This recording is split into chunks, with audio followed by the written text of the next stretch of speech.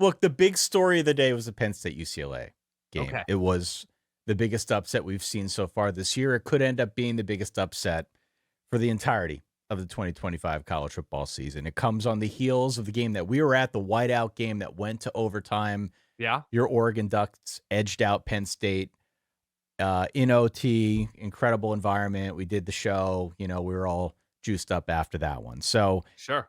as you might expect, right, traveling cross country, if you're Penn State a week after, taking Oregon to the wire, going to overtime, there were expectations here. There was a large line. It was like 24 points. It might have been bigger. I didn't even see what it closed at. But the expectation was it was a reeling UCLA team that's already fired its coach. It's a Penn State team that came up a bit short. Maybe there'll be a bit of a hangover effect traveling cross country playing against a team like UCLA, but it didn't look as if there was going to be a whole lot of resistance there, Dan. Yeah, and the one thing Penn State didn't factor into its plans, Jerry Neuheisel, play caller, and his UCLA wonderful Bruins. Mufasa mane of blonde hair, the best hair in the Big Ten. Yeah. Where do we start here? I mean, look. UCLA was good. Let me say this. Let me say this. Fine. Let's credit UCLA. Yeah, of course. The season's already a wash for UCLA. They are playing in an empty stadium for an interim coach. I saw some tweets out there, people on the Penn State side joking that Penn State's coaches were out-coached by a team that fired their coaches. Yeah. Which is kind of funny, if not sad. These guys could have fully given up. They didn't. They came to play. Shout out again, Jerry Neuheisel. He should get the NIL deal with Nutrafol. That's a beautiful head of hair he's got, and he called a great game. Yeah. He had Penn State on skates. They scored 42 points. Credit to him. That'd be interim play caller and offensive coordinator Jerry Neuheisel with Tino Sunseri and the team breaking up a few days ago. So an interim OC thrust into the responsibilities of play calling like 96 hours ago or something. So UCLA in front of 9,600 people, 4,400 people. I mean, there was a lot of, you look at the Rose Bowl and a lot of signage that was blocking a lot of the seats. Sponsors were bought in to making the Rose Bowl look a little bit less empty, I guess. Penn State's not that good. I'm speaking in the present tense. It doesn't mean that they can't have a really good season today, right now. They are not a good team. They had opportunities last week. That's a very good Oregon team. This is a UCLA team who lost to New Mexico and got their coach fired. They've since had subsequent firings on the interim staff. Tim Skipper, who I want to say was the interim coach at Fresno last season. Yep. He was named the interim coach at UCLA. Nico Iamaleava looked like a blue chip quarterback. Penn State's defense, a beat up defense. No Tony Rojas, I believe, starting linebacker, all conference caliber linebacker in this game. And Nico looked great. The defense kind of knew what Penn State was doing on offense for the first half, like all of the time. And there was a certain amount of confidence, especially on the ground for UCLA. And Nico did make plays through the air. There's a certain amount of confidence. Like, I'm going to run straight at this team. I'm going to run straight at this team. This play has broken down. I see a lane, and I don't feel like these arm tackles are going to work. And they didn't. And so I know you have thoughts about the Penn State side of this. UCLA look like a scrappy team with nothing to lose because that's exactly who they are. They got Penn State in an extraordinary spot, traveling across the country after a big emotional loss. These are games that you and I love to spotlight as a bad situation, but UCLA has been a bad team and program, so it's kind of less impactful to spotlight UCLA in this spot. But man, did they come to play in all phases, whereas Penn State kind of felt like they could show up and win this game 31-17, 31-14. Not so fast. No, I mean, look, for all the talk on the Penn State side, about culture and, the 1-0 mentality, they're wearing pins around 1-0. Sure. Right?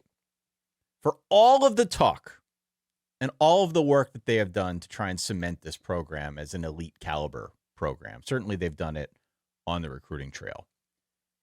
The defense never got off the plane today.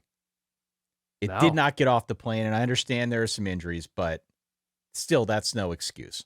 The play calling on both sides was mind-boggling, Dan. You want to talk about both sides of the ball for Penn State, yes. Yeah, you want to talk about the predictability of the offense in the first half. I mean, this offense has been predictable going back a year now. Okay, so this isn't anything new, but UCLA just like trained in on it, was able to stop it. They were basically held in check for the entire first half. Yeah. Defensively, how many times were they going to let Nico scramble before they spied him? How many times? He was like Mike Vick out there. Yeah. They couldn't stop him. And they committed no resources to trying to do so. Talk about driving you crazy watching at home. I agree. And then on offense, they were down 13 going into the fourth quarter and still, for whatever reason, trying to establish the run with Nick Singleton, who was not nearly as good as Katron Allen in this game.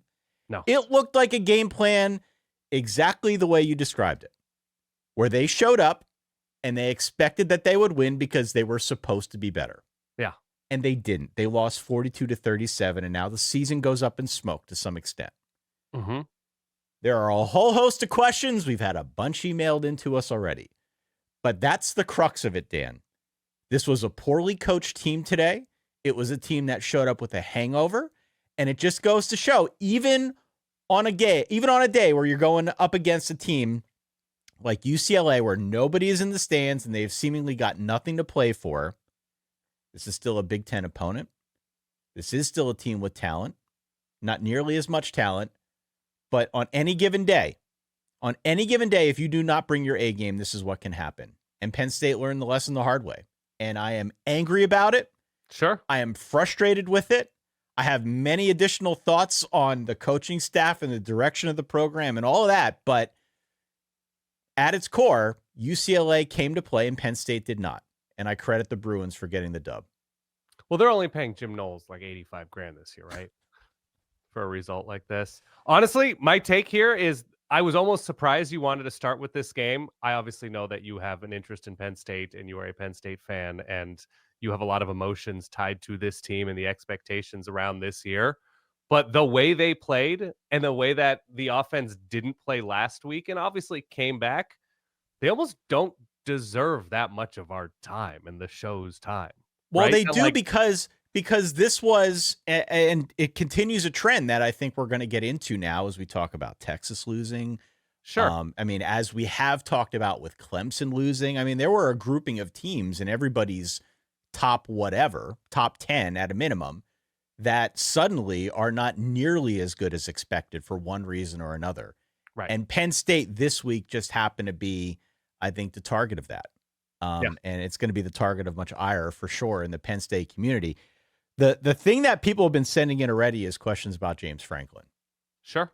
And this is where it gets interesting. So for those playing along at home, James Franklin's buyout is $50 million, give or take.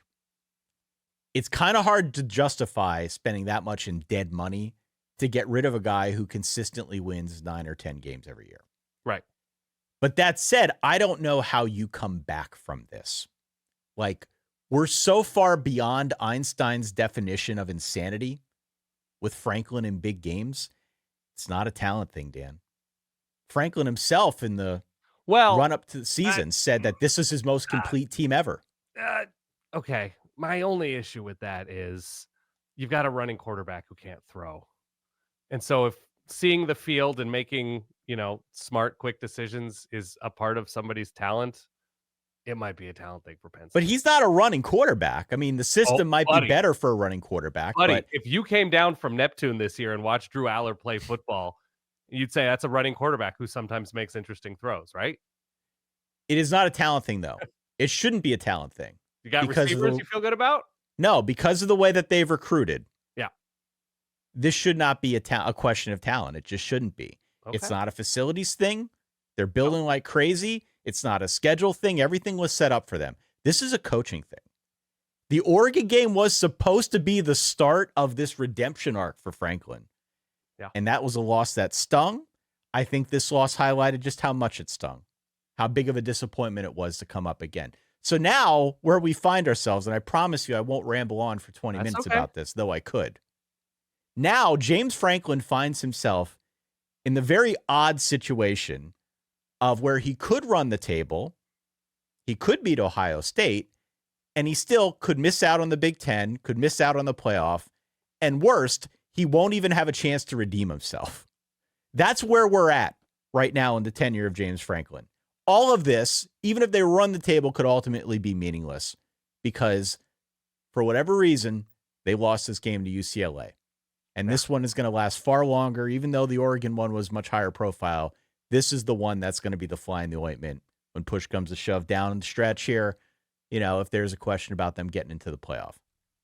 So, I don't know. I just kept thinking about this over and over again. And everything you hear is that Franklin has a great relationship, a great rapport with the higher ups, the powers that be. They've prioritized football in the way that he wants. He finally got the formula the way he wants it, Does this not feel like a relationship at this point that maybe they'd be better off just being friends?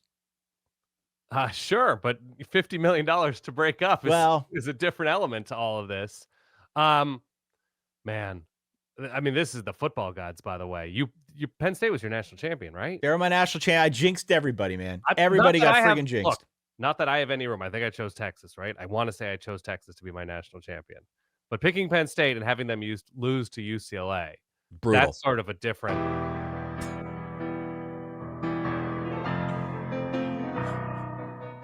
There's a little Mo Bamba on the piano for you. Thank you. No, I appreciate that. Here's my point. Yeah. If it's not going to happen this year with this roster and the way everything was set up, when's it going to happen? It's not. It's not. Spoiler. It's just not. So if you're eventually going to move on past Franklin, then find a way to do it sooner than later. I don't know where you come up with that money. I don't know if it makes any logistical sense. It probably does not.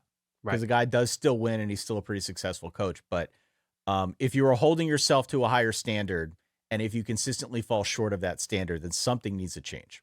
Yeah. And that's where I'm at. Now I'll shut up. Okay. No, everything you said is reasonable.